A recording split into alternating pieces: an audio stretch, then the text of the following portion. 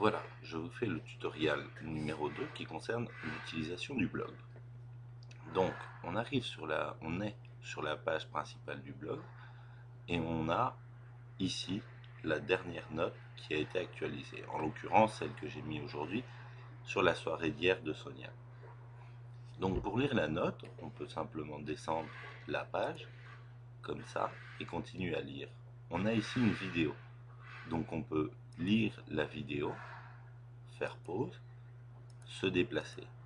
L'insertion de vidéo dans les notes fera l'objet d'un prochain tutoriel.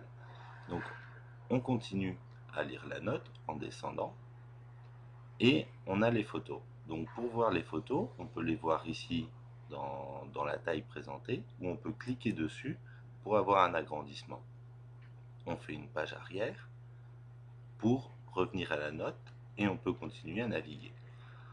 Dans la page principale, seulement les 7 dernières notes sont affichées. Donc, pour voir les autres notes, on peut utiliser la zone d'archives du blog.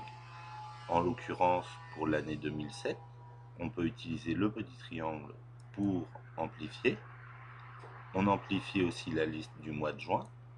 Et ici, on a toutes les notes qui ont été publiées au mois de juin. Pour voir une note, il suffit de cliquer au hasard. Je vais prendre la première tentative sur la note. Et la page charge et on charge directement la note. Sur la note, quand on la clique dans la liste d'archives, on obtient la note qui a été faite et les commentaires qui ont été ajoutés. Pour revenir au blog, on peut refaire page arrière directement ou choisir une autre note. On va faire page arrière. Voilà, et on revient au menu du blog. Autre façon de sélectionner des notes, on peut chercher ici dans les libellés. Les libellés sont des sortes de catégories, donc on peut voir ici les différentes catégories. La vie d'Eric, qui sont les notes qui concernent, que j'ai mis et qui concernent ma vie en Espagne. Le tutoriel, par exemple, si on veut retrouver un tutoriel qu'on a oublié, on clique donc sur la catégorie tutoriel et charge la page avec le tutoriel. Donc ça, c'est le premier tutoriel que j'ai fait. Quand j'aurai fini cette vidéo, je la mettrai dans un deuxième tutoriel. Voilà. Ensuite, une fois qu'on a fait cette sélection par libellé, pour revenir en fait à tous les messages du blog, il suffit de cliquer sur afficher tous les messages du blog. Voilà. Donc on revient encore à la page principale. Pour les archives, on peut refermer les archives qui nous intéressent. Pour continuer dans la navigation du site, ici on a les contributeurs. Donc les contributeurs donnent accès aux fiches directement, donc des personnes. On met des photos, on peut mettre par exemple les films. Ça c'est les films que j'aime bien. Mon âge, date, n'importe quoi, ma localisation. Bon, il y a plusieurs choses, je représenterai les profils plus tard. On refait page arrière pour revenir sur la page principale du blog. Voilà. Maintenant, une note. Donc on a une note, on la lit et on veut laisser un commentaire. Donc en descendant au bas de la note, on a ici 0 commentaire présent. Donc, oui, je vais faire ça comme ça directement. Donc en cliquant directement sur commentaire, s'ouvre une autre fenêtre qui permet de laisser un commentaire.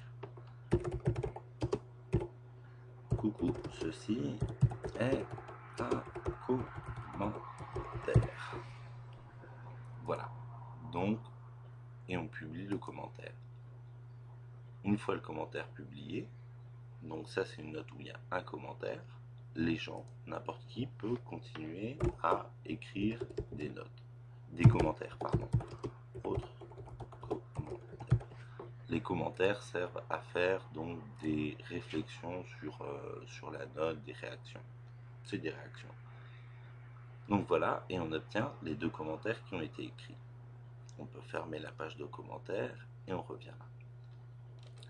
Donc, par exemple, au niveau des commentaires, je sais que j'en avais laissé sur un message de Fabien. Voilà, on reprend la page des commentaires, il se réaffiche et ici, c'était donc les commentaires laissés sur ce message. Voilà, là vous avez plus ou moins, vous savez vous servir du blog, naviguer dans les différents menus. et laisser des commentaires. Dans le prochain tutoriel, j'en ferai un plus explicitement sur la création de notes, l'insertion de vidéos, comme on a là, l'insertion d'images, et en fait à peu près toutes les mises en page qu'on peut faire avec les notes. Voilà, je vous remercie bien d'avoir suivi le tutoriel. Si vous les préférez, pardon, si vous les préférez par écrit au lieu de vidéo, je les referai par écrit. Voilà, gros bisous à tout le monde, ciao.